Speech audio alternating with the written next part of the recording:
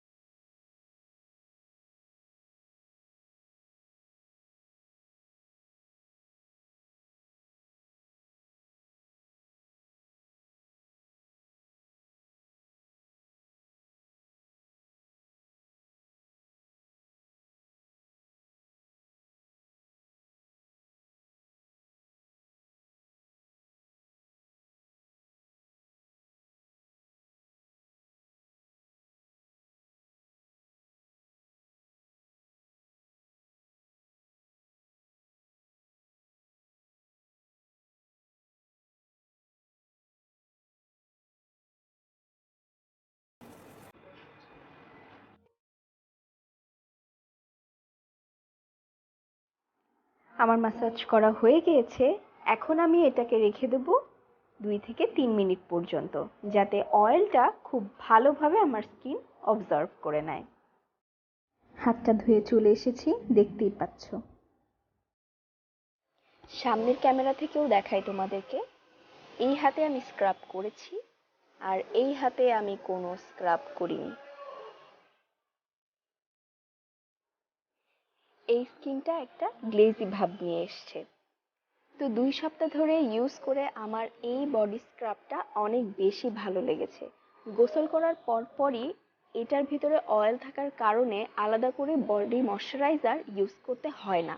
And এই নরম ভাবটা, শরীরের এই স্কিনের নরম ভাবটা মোটামুটি 2 থেকে 2.5 দিন পর্যন্ত স্টে করে।